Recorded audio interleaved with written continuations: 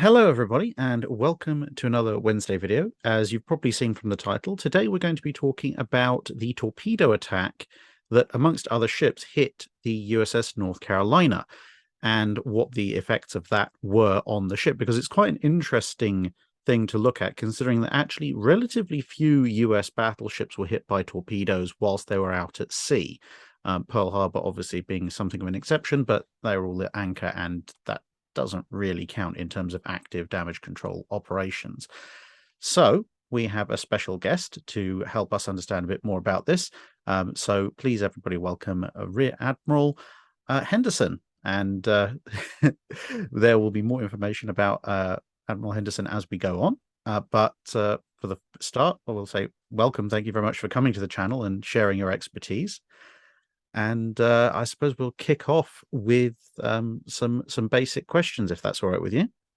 Absolutely. Okay, so I guess a bit of scene setting first. So what was USS North Carolina BB-55 doing at the time that she was hit by these torpedoes? Fair question. I think it's important to understand sea operations usually are in context to support some sort of ground operation, either directly or indirectly. And in this case, we're talking about the Guadalcanal campaign.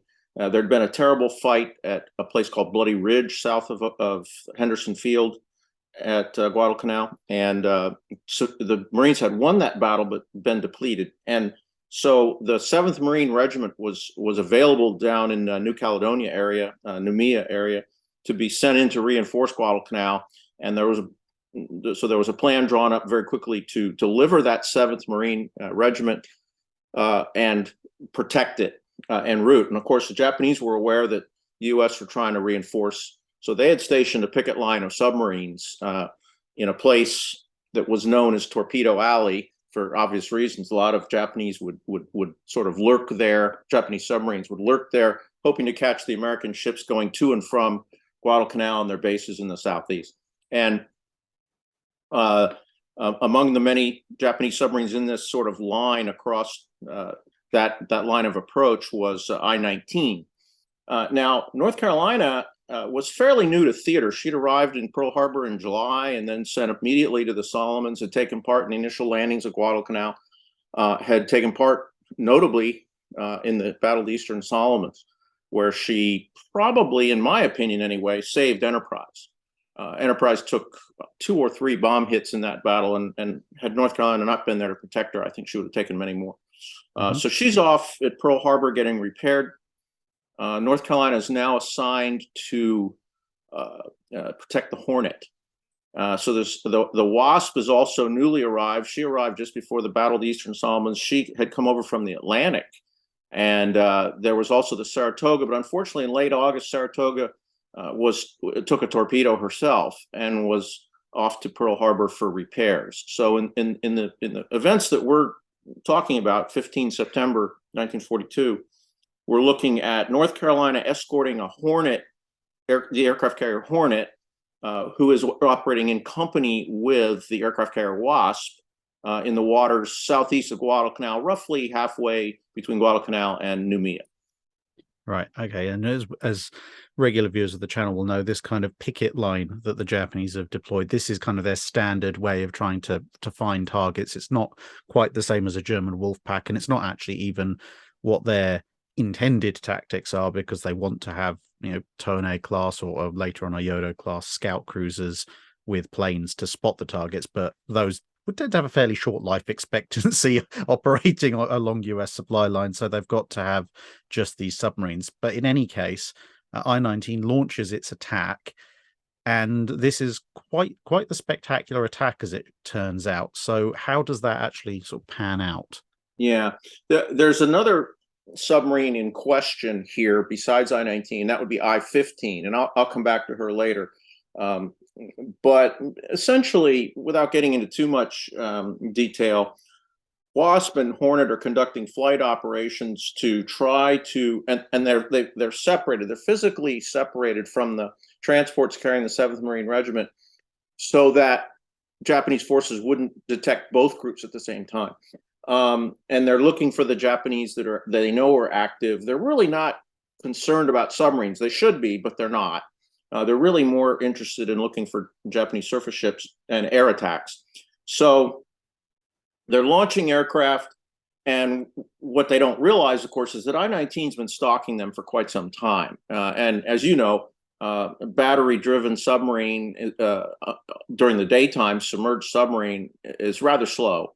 The carrier groups are operating very quickly, so every time they turn in the wind to launch airplanes, the chase sort of has to start over again. But throughout the day, I-19 works to try to get closer to this task force.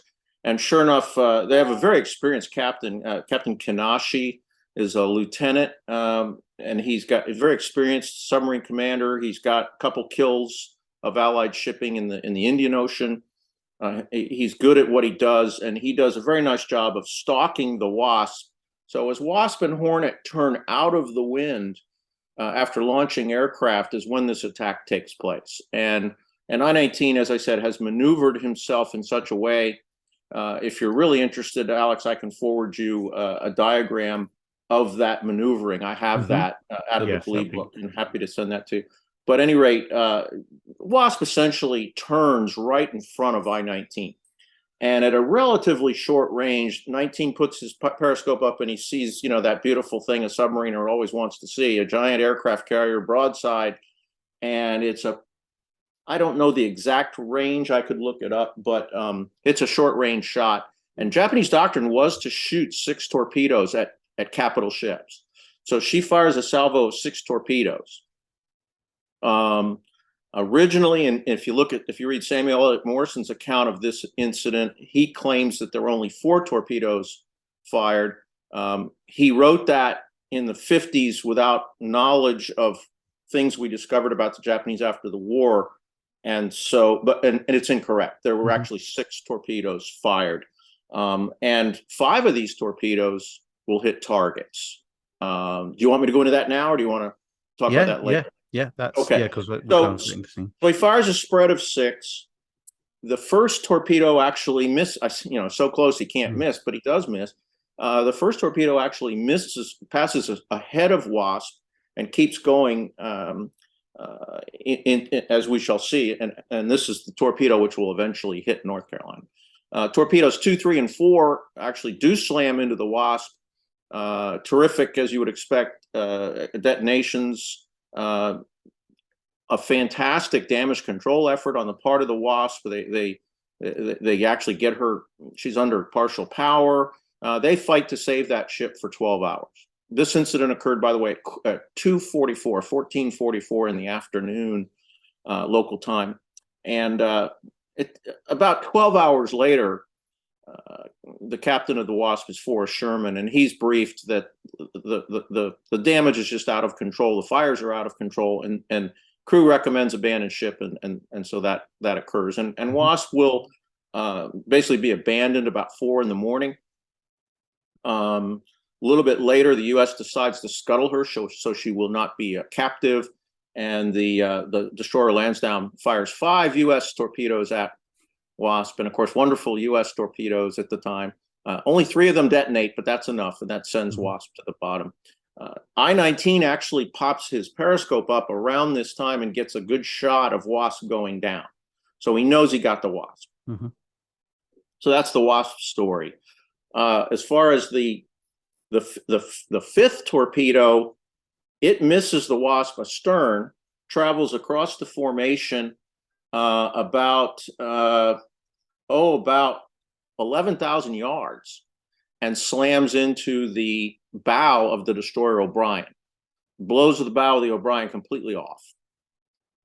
The O'Brien crew does a wonderful job of damage control, as was typical of the American Navy at this time, and they managed to keep her afloat. They managed to make it back to Noumea. However, subsequently, when the O'Brien is sent back to the United States for repairs, she encounters heavy weather, and without a bow, she's just not seaworthy, and she founders and sinks 30 days after she is torpedoed. So that's the O'Brien story. The 6th torpedo misses everybody.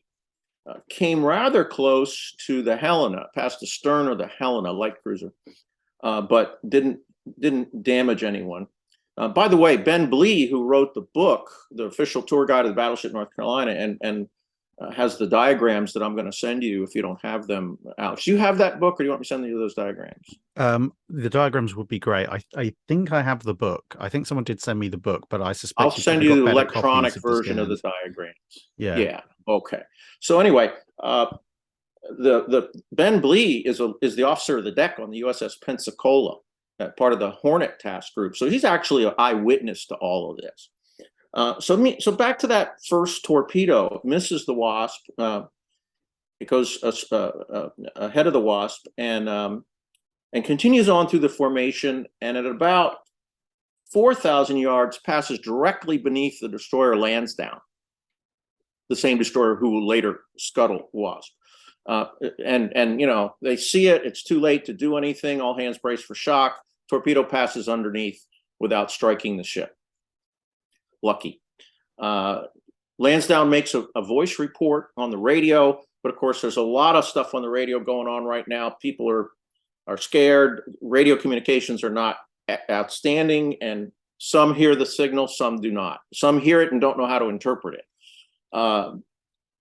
That this torpedo, this magic torpedo, continues downrange another 4,000 or so yards, and the same thing happens with the destroyer Muston. Again, they're looking for it. They maneuver violently to avoid it. They can't. All hands brace for shock. Torpedo passes under Muston without striking the Muston.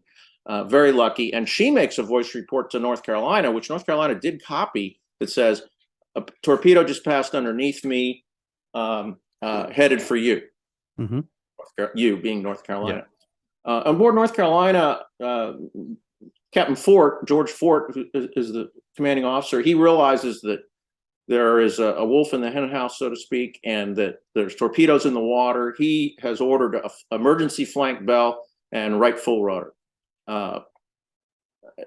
He, of course, doesn't know where the torpedo is, but he's going to get up to speed. And as the ship was coming up to speed, this torpedo will impact right underneath turret 1 on the port side of USS North Carolina, and blows a 18 by 32 foot hole in the side of North Carolina and kills 5 U.S. sailors. 4 men down below, 1 man on deck is blown overboard and lost at sea. So that's a very quick summary of the actual attack. Yeah, and so as you said, so this torpedo's hit just underneath turret 1. Obviously, anyone who's familiar with the sort of top-down profile of a North Carolina class battleship knows the bow narrows quite significantly. Indeed, immediately forward of the superstructure. So, what is the extent of the torpedo defenses in that area? Are they the full depth as they would be abreast the machinery, or are they thinning down at this point? They are in fact thinning down. It's a great lead in, Alex. The North Carolina has a pretty good torpedo protection system. The blisters, I think, that your group is familiar with. Unfortunately, as you know, as the bow of the North Carolina slims down, normally there's 5 compartments that can be flooded or filled with hydraulic fluid or oil or whatever you want to fill them with to help absorb the blast.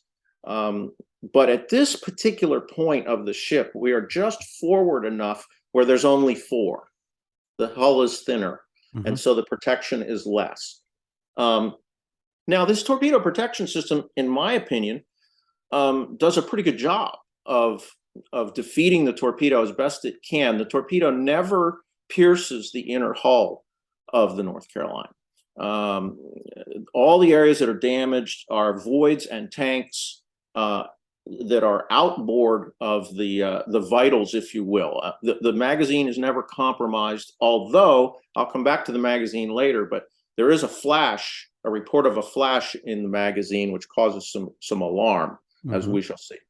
But the torpedo protection system, given that it was designed to defeat about a 600-pound warhead, and it was struck with a nearly 900-pound warhead. The torpedo, by the way, is a Type 95 submarine launched version of the Long Lance, and it has a 861 or so pound warhead, combination of TNT and some other chemicals to make it better than TNT. I'm not a chemist, but it's a powerful warhead, is the point. And the system did pretty well considering what it was designed to do.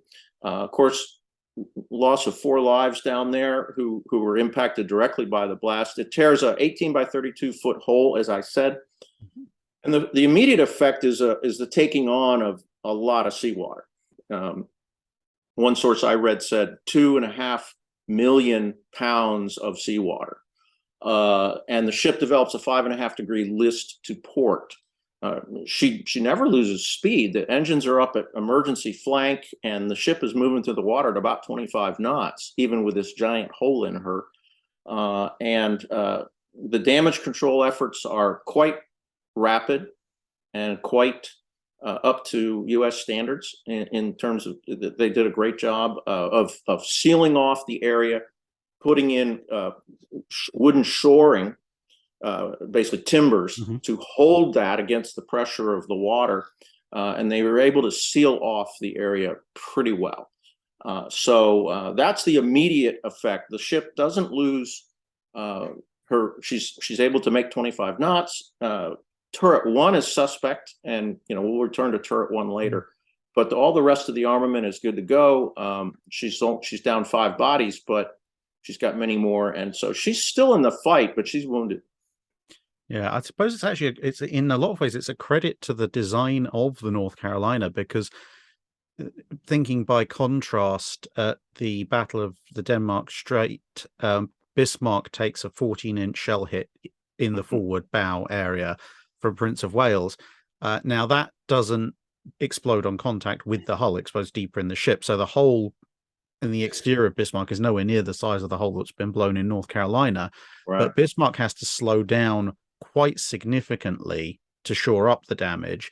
And then subsequently, when they come under attack by swordfish, the maneuvering and coming up to speed to enable that maneuvering actually starts a number of bulkheads. And this is one of the big restrictions on Bismarck subsequently, that any significant increase in speed and suddenly bulkheads start to fail, shoring starts to fail, water starts to flood, and that makes things worse. Whereas from what you're saying, North Carolina has actually taken a much larger, much more destructive hit, but her internal structure is strong enough that with the shoring and the damage control efforts by her crew, she's able to continue at that speed without risk of bulkheads failing and the problem getting significantly worse. Indeed, yeah, it's a good description. One other point that I failed to mention is that eyewitness accounts say that North Carolina was in a because she's turning right at high speed, she's heeling to the right. And so the torpedo actually hits a little bit lower than it would have had she been perfectly straight and level. Yeah. And that was a particular, just a human interest story. The African-American crew members of North Carolina were berthed in an area right above where the torpedo hit. And pretty reasonable to assume that had she been level, even keel, at the impact, that torpedo might have hit above the torpedo blister. There's no armor there, no significant armor, certainly not main plate. And the supposition is that torpedo might have penetrated that living compartment and caused a huge loss of life, because there were 20, 30, 40 guys in there at that time. They certainly felt the blast beneath them, but had the ship not been rolling just a little bit, I think they might have taken it. The torpedo protection system operated as advertised, as it was designed to do. And I suppose you mentioned earlier with turret 1, and there was this flash detected in the magazine. So how does that come about? Because I suspect a lot of viewers will be interested, given that the inner hull isn't actually breached, and the magazines are further in than the inner plating of the hull. So how does a flash get to there? Yeah, it's unclear how this flash occurred. But Captain Fort on the bridge gets a report of smoke in number one turret magazine. He doesn't know which magazine. He isn't told which of there are several magazines around the barbette. And but smoke in magazine turret number 1. And what we think happened is, those magazines were climate controlled. They weren't air conditioned, but they were kept at a certain humidity and temperature to preserve the life and reliability of the powder. So that system was knocked offline by the shock. And much as if you're driving a car on a, in the swampy south part of the United States in the summertime with high humidity, if you were to, that's air conditioned, if you lower the windows and allow hot air in, the windows fog up almost instantly. And of course, Captain Fort didn't suspect that. He took it at its word. And of course, no one would have blamed him if he'd ordered the immediate flooding of magazine number one. In fact, I think you could argue that that was his duty, to flood magazine number one to save the ship, because we all know what happens if magazine number one blows up. Yeah. Bad things happen. But Captain Fort, something's telling him that that he doesn't need to do that. And I'm sure he's reluctant to sentence, 20, 30, 40 guys to death by flooding the magazine. So he orders the evacuation of number one magazines, I should say. And then when he gets an all clear, he floods it. And it's a good thing, because it was later determined that there was no smoke, there was no fire in the number one magazines. We think what it was condensation, fog, if you will, that was reported as smoke. And of course, I was in the Navy for 34 years, and we always said the first report is always wrong. And this is, I think, a beautiful example of that. And by flooding number one magazine, he takes turret number one offline. But okay, that's better than losing those crew members when he didn't really need to flood magazine number one. Yeah, and as I say, if he had done so, nobody would have blamed him. No, and I suppose from the perspective of the sailors who are making those initial reports, you probably want them to be slightly paranoid and go, some kind of vapor is in this turret that Right. shouldn't be here. You want them to be saying, this is probably smoke, we should do something about it, rather than, I wonder what that is, let's go in and then an explosion. Exactly. Yeah. So it was a precautionary flooding.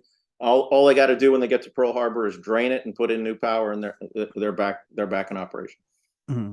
And so obviously we mentioned briefly the damage control efforts that were being made. So in terms of what they're doing at sea, because obviously there's a sequence of damage control. You've got the immediate damage control, figuring out how far towards the site can we go before it gets too dangerous. And then you've got the subsequent later damage control efforts where they're, as you said, like shoring things up, establishing a final perimeter. But in terms of that initial damage control effort, how quickly was that accomplished? Because obviously the ship's still underway at this point. Yeah, no, great question. Once you've got the as you say, the immediate action things have been done. Now the next problem, and Captain Ford has evacuated number one magazine. He's in the process of flooding it. The next task, if you will, is correcting the list. He's got a 5.5 degree list to port, and they do this by intentionally flooding outboard tanks on the starboard side. And I'm going to send you a damage control plate, which will show you which tanks exactly were flooded. They originally flooded, I think, 6 tanks, and then they added 3 more later to fine tune it. But there's a great story about this. There was a young seaman by the name of Odell, O-D-L-E, who his job was to turn the valve that flooded these tanks. And he had noticed when he reported to the ship that after construction, they'd installed some lockers, for the sailors' belongings. And it kind of obstructed he could still get to the valve, but he could only turn it like a quarter turn each time because these lockers are in the way. And he actually went to the machine shop and had them fashion an extender handle that he attached to this valve so that now he can turn it very quickly. And he, Fireman Odell got to do that in this case when ordered to flood those tanks. And they corrected that list in 6-7 minutes. Very rapid flooding of the starboard tanks to get the ship on an even keel. So I think that's an interesting little story there. And by the way, if you visit the ship now and go down there, you can see Fireman Odell's handle. It's still Yeah. there.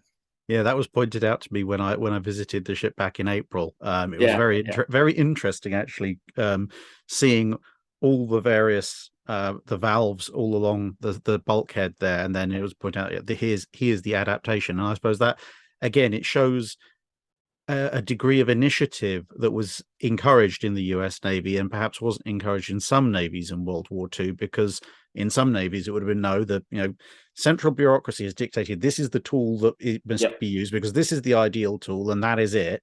yep, And well, obviously in this particular case, North Carolina wasn't at risk of healing over immediately, but you can imagine the situation if she'd been hit by two torpedoes and perhaps you did need to counterflood quite quickly. That's when you really need a tool like that, exactly, regardless of the fact that in this particular case it was still incredibly useful. exactly. Yeah. Yeah.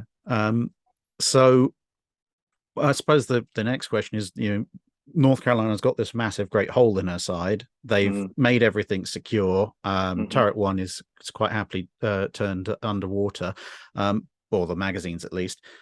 Mm-hmm. What happens to North Carolina now? Does she immediately Yeah. turn back? Does she continue? Yeah. Well, that night the Admiral Noyes, I think is his name, uh, is the battle group commander or task group commander, and he makes the decision to detach North Carolina and send her to Pearl for repairs with an escort of 2 destroyers. Along the way, she stops at Tonga Tabu, the capital of the island nation of Tonga, which at the time was supporting the U.S. effort and was providing some minimal port and repair facilities to the U.S. Navy, and the ship made an initial call there. Now they still got 4 bodies to recover, and they of course they lost a 5th sailor over the side who was lost at sea, but they want to get those 4 bodies, and it's very difficult work.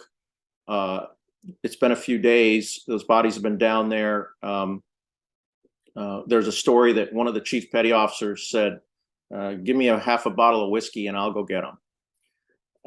And I don't know if that's apocryphal, if that's true, but perhaps he did swig half a bottle of whiskey and then go into these compartments and remove the remains of our sailors.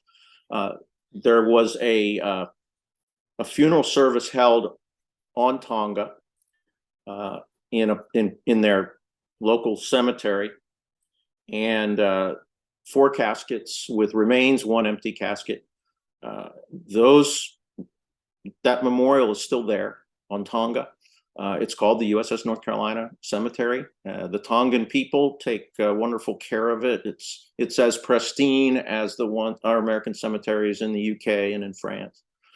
So, although it is not an official U.S. battle cemetery, but the Tongan people take care of it. And if you're ever in Tonga, walk through there and you can see the graves of those sailors. So that takes care of that. They do what repairs they can do to increase to reinforce the shoring and to make sure that what they've got is a solid temporary repair. And then they move to Pearl. And of course, they've been in communication with Pearl Harbor shipyard engineers this whole time. So they're already at work back in Pearl Harbor on a patch to go over the hull, and they have a list of the things they need to replace. So when North Carolina arrives in Pearl, turns out she actually has to wait a little bit because South Dakota's in there for repairs. But North Carolina does get into the dry dock, and the famous photos taken in the dry dock of the big hole, and the repairs were effected pretty darn quickly. Real tribute to the Pearl Harbor repair folks. They knew exactly what they had to do. They did it very quickly. While that's going on, they also we joke, we call it Battleship 2.0. We get Battleship 2.0. We get an upgrade. Our 50 caliber machine guns are all replaced with 20 millimeter Oerlikons. Our 1.1 inch mounts, which were horribly bad, as you know, replaced by the 40 millimeter Bofors mounts. So we come out of Pearl 5 weeks later, a much better ship. Certainly vastly improved anti-aircraft capabilities, particularly short range anti-aircraft capabilities. The hull damage is completely repaired, at least from a hydrodynamic standpoint. There's no hole in the side of the ship, and Turret 1, of course, is fully restored and cleared for fire. So we're back. Because of this, it's a shame we missed. Because of this, we're in Pearl. Actually, we're coming back from Pearl when the battleship night action on the 15th of November takes place. So we missed that. Our sister ship, Washington, does a great job, as you know, with the Kirishima, but we missed it, unfortunately, because of that. Does that answer your question? I hope. Yes, yeah, definitely. Yeah, I'm just imagining if what Pearl Harbor must have been thinking, because as you mentioned, South Dakota was then there for repairs when North Carolina arrives, and then South Dakota promptly gets shot up again at that night action. Yeah, and has to come. And then has to show up again at Pearl. Yeah, and has to come back. Yeah. That must have annoyed the Pearl Harbor repair crews. We just fixed you. Stop breaking. Oh, there's one more thing. There's one more thing that happens in Pearl that's very interesting. The executive officer of North Carolina was a guy named Joe Stryker. And Stryker is quite the character. He's worth a study in and of himself. But his battle station, is Bat 2 up in the foremast, and he's got great view up there. And very often the captain in combat situations would pass the con to the executive officer because he could see better. He could see in much elevated position. He could see other ships, particularly if you're maneuvering in company with friendly ships, so you don't mash into one. Well, Stryker was still unhappy with it, and he wanted basically a balcony built around Bat 2 so that he could walk around and actually look behind him. And he got the port engineer to build him one. And we're told that whiskey was involved. I can't confirm or deny that, but I'm guessing it was probably a case of whiskey that was involved. And he got his what we call Stryker's Bridge. And by the way, if you're looking at a picture of a North Carolina class battleship, assuming it's been taken after October 42, the Washington does not have Stryker's Bridge. The North Carolina does. So it's very easy to tell them apart. Otherwise, they would look identical. Okay. Right. Well, that's useful to know. And of course, these days, if people visit North Carolina, they can see that as well. Absolutely. Stryker's Bridge is still there. So I guess that probably brings us on to our final question, which is obviously the ship's been patched up. It's obviously in 5 weeks, they're not going to do a full rip out and refit of absolutely everything. So what physical elements of that repair job and the attack have actually remained? Because obviously recently the ship's gone through a fair bit of repair work in her cofferdam, nicely completed now. So was there anything kind of left over that was found as a result of that? No, Alex, because the repairs we didn't go far enough aft to be in the area of the torpedo strike. Right. All the repairs we've done lately are forward of that. Okay. But we have a tour called Hidden Battleship. We do it about 4 times a year. You have to sign up in advance. It takes half a day. And we take you down to that spot, down on the 3rd or 4th deck. I guess it's the 4th deck. And you can see where the torpedo patch was welded on, and there's still handwriting on it that was done by the Pearl Harbor shipyard workers. So historically, you can look at that and go, okay, those guys wrote that. And you can also see bent. You can see some steel beams. I can't think of the technical name. I'm not an engineer, but you can see some warping. It's obvious to the naked eye.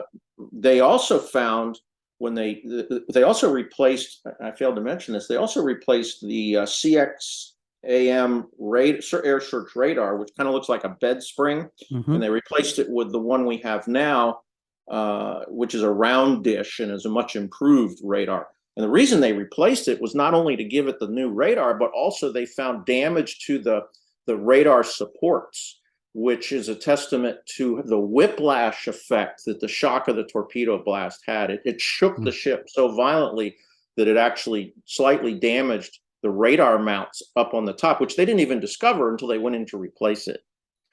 So that's kind of interesting. So that's Mm. what you can see today for sure. Yeah. Right. Awesome. Okay, that's interesting because I mean there are accounts of ships whiplashing when they take damage. Yeah. Seydlitz, for example, I think it's either Seydlitz or Von der Tann at Jutland. They get hit on the starboard aft armor belt, and although the shell doesn't penetrate, the force of the impact and the explosion of the shell is enough that some of the crew on deck see the mainmast whipping back and forth, and Mm-hmm. then all the radio aerials that are strung between it and the foremast snap because the stern is whipping so much. So it's something that I think, yeah, you definitely have to bear in mind. If a ship is torpedoed, it's not just the immediate area of impact that might be affected. If you may end up subsequently in battle, obviously in this case that didn't happen, but if a ship did end up in battle after a torpedo hit, they may come across a circumstance where they switch their radar on and discover actually it doesn't work, even if the torpedo hit was miles away. Yeah.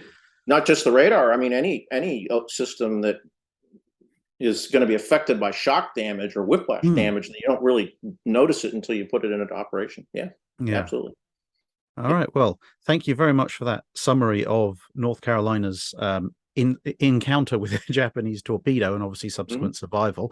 For those of you who are interested, who are able to get to it, of course, USS North Carolina is still around. She's berthed in the state of North Carolina, and makes in Wilmington, and makes an absolutely excellent visit. I said I did that in April, which I think we encountered each other there, and yeah, I certainly hope to return at some point in the future to have a look and have another look around the ship, because I think it was the one day of my entire tour where it chucked it down with rain, but you know, it never does anything by halves. It really was hammering it down.